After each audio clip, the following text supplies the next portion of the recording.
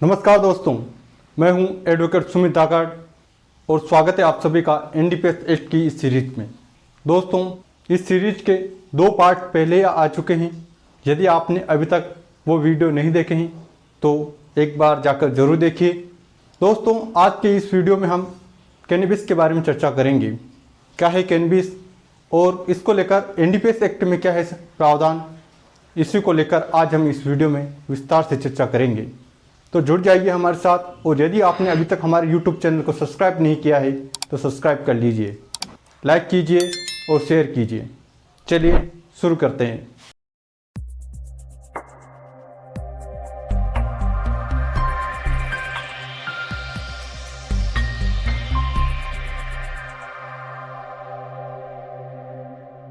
दोस्तों, कैनबिस को भांग के पौधे से तैयार किया जाता है, जिसे साइको एक्टिव ड्रग्स और औषधि के रूप में उपयोग किया जाता है। दोस्तों, कैनबिस को मैरिजुआना, गांजा और भांग के नाम से भी पुकारा जाता है। दोस्तों, कैनबिस का पौधा एक सेटिवा प्रजाति का पौधा है, जिसे भांग के नाम से भी जाना जाता है। यदि इसे 3 भागों में बांटा जाए तो सबसे ऊपरी भाग में फल और फूल आते हैं, इसके मध्य भाग में पत्तियां और इसके अंत भाग में जड़ और तना आता है। दोस्तों, इसके सबसे ऊपरी भाग यानी भांग के पौधे के फल फूल को सुखाकर गांजा तैयार किया जाता है। यदि सूखने के बाद इसका तेल निकाल लिया जाए तो चरस बन जाता है, जबकि इसकी पत्तियों से भांग बनती है। इसकी जड़ और तने का इस्तेमाल इंडस्ट्रियल उपयोग के लिए किया जाता है। कैनबिस को भले ही आम बोलचाल में भांग कहा जाता है, लेकिन इस पौधे से भांग के अलावा कई अन्य उत्पाद भी निकलते हैं। दोस्तों, कैनबिस यानी भांग के पौधे में CBN, THC, CGC एवं CBT जैसे 100 से भी अधिक कंपाउंड पाए जाते हैं, जिनमें THC और CBD दुनिया भर में चर्चा का विषय बने रहते हैं। THC का इस्तेमाल नशे के लिए किया जाता है, वहीं CBD का इस्तेमाल कई तरह की बीमारियों को ठीक करने के लिए उपयोग में किया जाता है। कैनबिस यानी भांग का इस्तेमाल धूम्रपान, वेपराइजर, भांग चाय और खाद्य पदार्थों में मिलाकर नशे के रूप में किया जाता है। कैनबिस भांग का उपयोग अक्सर अपने मानसिक और शारीरिक प्रभाव के लिए किया जाता है, जैसे मनोदशा बढ़ाना, विश्राम और भूख बढ़ाना।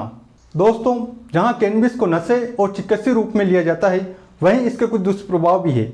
अल्पकालिक स्मृति में कमी होना, शुष्क मुंह, बिगड़ा मोटा कौशल, लाल आंखें और भावनाओं का असंतुलन संभावित इसके दुष्प्रभाव है। दोस्तों, जब इसे धुएं के रूप में लिया जाता है तो इसका प्रभाव अपेक्षाकृत जल्दी होता है, लेकिन जब इसे अन्य खाद्य पदार्थों के साथ लिया जाता है तो इसका प्रभाव 30 मिनट के बाद शुरू होता है। यह प्रभाव 2 से 6 घंटे तक बना रहता है। कैनबिस ज़्यादातर विश्राम के लिए या औषधि रूप में लिया जाता है। धार्मिक और सांस्कृतिक कार्यक्रमों में भी इसका उपयोग किया जाता है। दोस्तों, जहां कैनबिस को नशे के रूप में लिया जाता है, वहीं इसे चिकित्सीय और औद्योगिक इस्तेमाल में भी प्रयोग किया जाता है। भारत में इससे जुड़े करीबन 100 से ज़्यादा स्टार्टअप काम कर रहे हैं। मेडिसिन और इंडस्ट्रियल उपयोग के लिए कैनबिस सेटिवा के पौधे को वातावरण संतुलित करके उगाया जाता है, जिसे हेम्प या इंडस्ट्रियल हेम्प भी कहा जाता है। इसमें THC की मात्रा कम होती है। इसका इस्तेमाल न्यूट्रिशन, पर्सनल केयर, वेलनेस और इंडस्ट्रियल प्रोडक्ट बनाने के लिए किया जाता है। कैनबिस से जुड़ा बाजार लगभग 25 अरब अमेरिकी डॉलर से भी ज़्यादा का है, जो लगातार बढ़ रहा है। दोस्तों, कैनबिस को एनडीपीएस एक्ट की धारा 2 उपधारा 3 और 4 में परिभाषित किया गया है। आइए जानते हैं एनडीपीएस एक्ट की धारा 2 उपधारा 3 और 4। धारा 2 उपधारा 3 कैनबिस हेम्प से अभिप्रेत है चरस अर्थात कच्चा या शोधित किसी भी रूप में पृथक किया गया रेजिन जो कैनबिस के पौधे से प्राप्त किया गया हो, और इसके अंतर्गत हशीश तेल या द्रव हशीश के नाम से ज्ञात सांद्रित निर्मित और रेजिन है। गांजा अर्थात कैनबिस के पौधे के फूलने और फलने वाले सिरे, इनके अंतर्गत बीज और पत्तियां जब वे सिरे के साथ न हो नहीं हैं, चाहे वे किसी भी नाम से ज्ञात हो, अभिहित हो, और उपरोक्त किसी भी प्रकार के कैनबिस का कोई मिश्रण, चाहे वह किसी भी निष्प्रभावी पदार्थ सहित या उसके बिना हो, या उससे निर्मित कोई पेय। कैनबिस का पौधा से कैनबिस वंश का पौधा अभिप्रेत है। दोस्तों, ये थी एनडीपीएस एक्ट में कैनबिस की परिभाषा। दोस्तों, एनडीपीएस एक्ट में कैनबिस के संबंध में उल्लंघन के लिए दंड संबंधी प्रावधान धारा 20 में दिए गए हैं। आइए जानते हैं एनडीपीएस एक्ट में कैनबिस के उल्लंघन से संबंधित दंड संबंधी प्रावधान। धारा 20 एनडीपीएस एक्ट कैनबिस के पौधे और कैनबिस के संबंध में उल्लंघन के लिए दंड। जो कोई इस अधिनियम के किसी उपबंध या इसके अधीन बनाए गए किसी नियम या निकाले गए किसी आदेश या दी गई अनुज्ञप्ति की शर्त के उल्लंघन में किसी कैनबिस के पौधे की खेती करेगा या कैनबिस का उत्पादन, विनिर्माण, कब्जा, विक्रय, क्रय, परिवहन, अंतर्राज्यीय आयात, अंतर्राज्यीय निर्यात या उपयोग करेगा, जहां उल्लंघन खंड क के संबंध में ही वहां कठोर कारावास से जिसकी अवधि 10 वर्ष तक की हो सकेगी और जुर्माने से भी जो 1 लाख रुपए तक का हो सकेगा दंडनीय होगा।